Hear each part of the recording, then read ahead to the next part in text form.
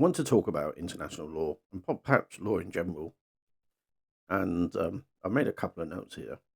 And the fact that I believe international law means pretty much nothing, especially at the highest level. The international law, in my opinion, is there to protect humanity from the worst of itself. These are governments killing each other as populations, and also you got so much civil war going on at the moment as well, and international law should be there to protect people, but it's only there when they want to apply it. To be honest, it's almost like a throwaway line, in my opinion. Um, the and it's there to restrain nations, defend civilians, and hold leaders accountable. Yet, in 2026, watching some of those same laws treated like optional guidelines. And I don't say that lightly. It really is. It really is. Lawyers can protect you to some extent. However, somehow they're not the masters, but the system allows basically things to just wash over. You know, really does. It just shocks me. Powerful nations quote when convenient and ignore when inconvenient. So true. So true. Look at what happened in Iraq and Libya. Look at what's going on around the world at the moment. And a lot of it doesn't gets reported in the West. There's so much civil unrest, so much civil warfare going on, funded by the West as well, by the way. Because if international law truly meant something, then why does the world look like this? The you know, I live down a street which is a very quiet street, and the grass looks green, the trees look lovely. You can go and walk your dog, and walk down High Street, see a few punch ups, probably get mugged for your watch if you're wearing one. I don't wear a watch no more. The or your mobile phone gets stolen, but people actually, you don't die generally speaking, and so it's socially acceptable that that's okay. The we have. I'm not anti-Semitic. I'm not. But this is true though, right? What I'm about to talk about. We've got a sitting prime minister in Israel facing. Well, he has got two international arrest warrants from the International Criminal Court. Warrants issued under the very system designed to uphold global justice, and yet nothing changes. You know, more bombs have fallen since he had that international arrest warrant. Now he's got two. Civilians still die, and I understand today that Israel have got ground troops in Lebanon. Shocking. Who the hell do they think they are? And the leaders of the so-called free world continue to offer political cover. I mean, Netanyahu has more access than ever to any sitting president in the US history. Any sitting president. And he already had, at the time, one arrest warrant. Now he's got two.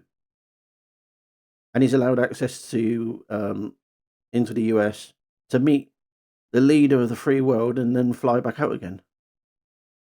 Huh. Absolutely shocking. Absolutely shocking.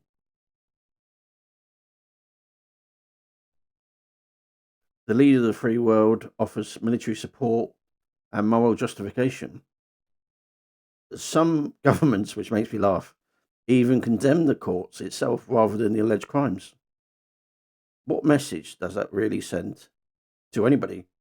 In effect, I believe you can just do what you want. It's a free for all. That accountability is for the weak and immunity is for the powerful, in my opinion. And then we look at the United States, a nation that helped write the rules of international law, a nation that lectures the world about order and democracy. Yet, this is what shocks me, to be honest. I don't understand how it can just be an item in the news and just gets moved on. They announced in an egregious form the bombing of an unarmed Iranian vessel during a training exercise from a submarine. No trial, no investigation, no due process, just a strike.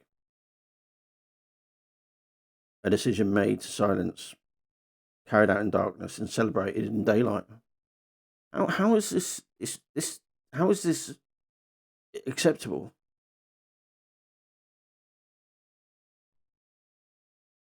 I remember watching a film once. I think it was a Arnold Schwarzenegger film where it was mentioned the word cannon fodder.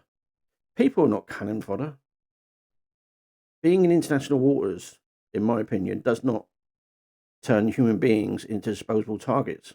The ocean ought not to be a lawless playground where the strongest navy gets to decide who lives and who dies.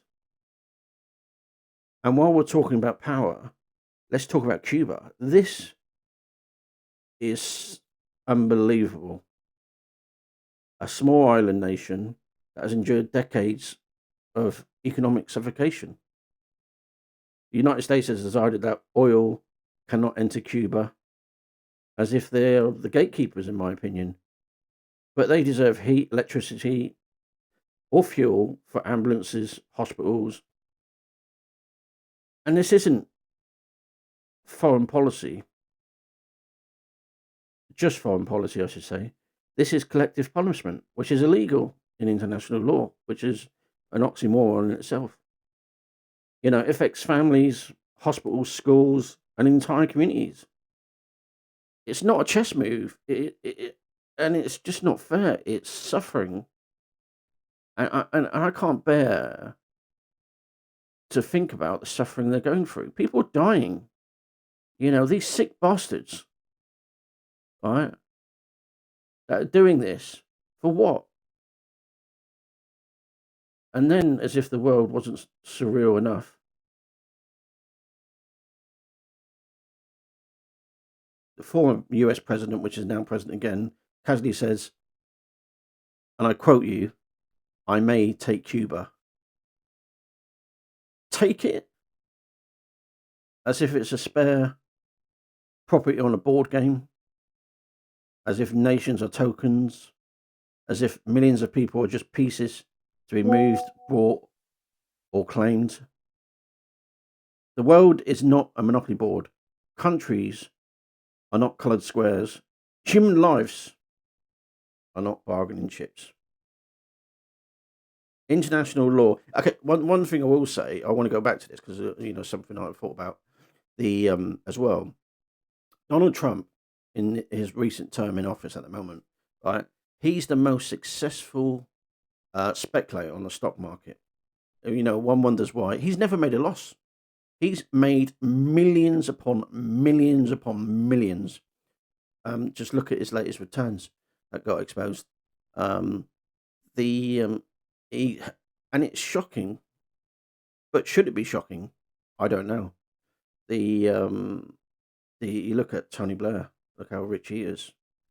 And just look at how rich David Cameron is as well. But it's like Nancy Pelosi as well. She's the same. Since she's been in office, she is one of the most successful traders on Wall Street, and she's not even on Wall Street. Sick fuckers.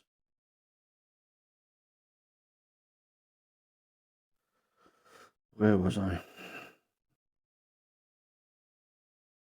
International law was supposed to prevent exactly this kind of behaviour.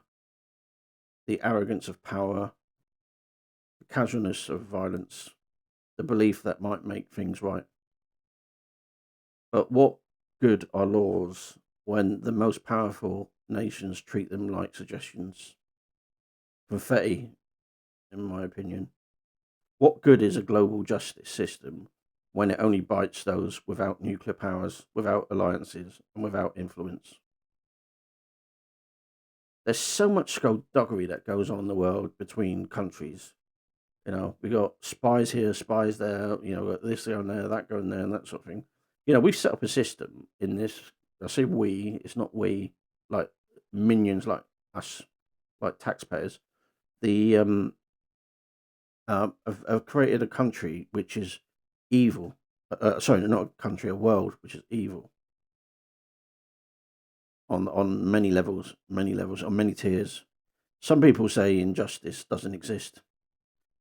I mean, I just think just then, right, to talk about taxpayers, you look at Bernie Ecclestone, who defrauded the system out of not just £1 million, £2 million, £3 million. I think it was about 600 million, and all he had to do was cut a check, and that's it. No further action, sir. Amazes me. Amazes me. I'm not saying he should be sent to prison or whatever. I don't know. Do some what do you call it? Community service or whatever. I don't know. I know he's old and that sort of thing, but I'm sure he could be useful for something. The or you know add additional fines or something, or build a school or something with all that money. Um, but anyway, it just doesn't work like that because that 600 million. I'm not, just that'll pay for the coffee for the civil servants. The anyway, some people say injustice doesn't exist. They say the world is fair, that the system works, that those who protest are troublemakers, extremists. We hear about the far right and far left. I never used to hear about that before. I could have been dumb to all this sort of stuff, but I didn't know I was far right just by having an opinion. But apparently I am. But the same people never look beyond their own comfort. They never ask themselves, what if it was in my country, my family, my children? You imagine killing all these people, yeah?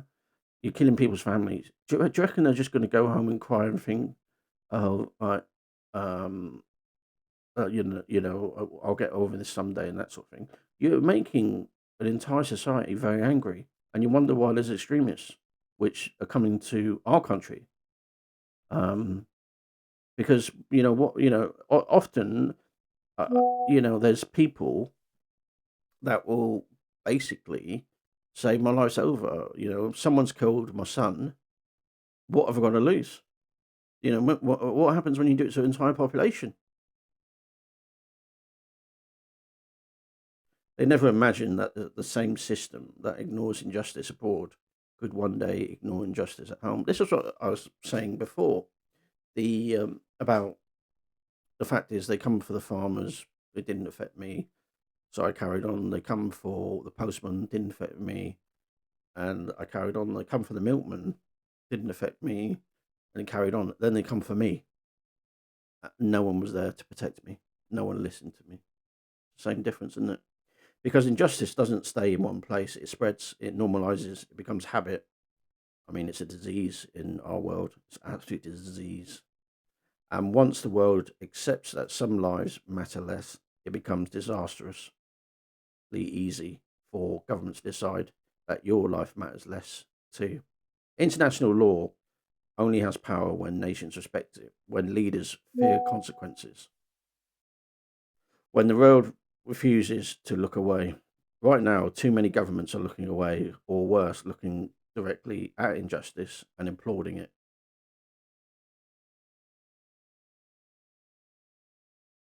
I mean, I wrote this down, um, but in ignorance, in all honesty. 'Cause I don't know. So what do you do? The fact is, even if you run for election, say for example, you have limited powers. You really do. I don't even think the prime minister has many powers. To be honest, I believe it's all a game led by others, by major players. The and the prime minister has the belief that that he's commanding the ship when actually he's being led by directions of others, in my opinion. But what do? We speak, we challenge. I mean, that's what I'm doing now, I guess. And we refuse to accept the idea that global power gives anyone the right to kill, starve, or dominate. But it's going on as I speak right now. I cannot imagine the amount of people that are probably killed last night. or people that have starved last night. I can't imagine the numbers, but it'd be massive. Be more than we could ever imagine. But the point being is international law, and it affects everything really. I even question our basic laws. If international law has no credence for something as severe as killing people, then what does the county court judgment mean? Nothing. It's just fear. It's just fear. It really is. It shocks me. It really does shock me that things are so arbitrary and can be dismissed. You know, when we look at COVID and stuff like that, and we look at the fact that the government basically mass injected a population, knowing that the injections were not safe. We're not safe. Yeah, it's okay. We'll just deal with the lawsuits. But who pays the lawsuits? The taxpayer. I mean, in America, Donald Trump's tariffs now being overturned as being illegal. Now, basically, that opens a. I mean, America loves litigation anyway, but sadly, we're coming that way. We're coming so litigious. But all these companies now are claiming back from those tariffs. That doesn't necessarily get passed on to the consumer. So inadvertently, the wealth is going to be redistributed again. We lived in a messed up world, but international law is not worth the paper it's written on.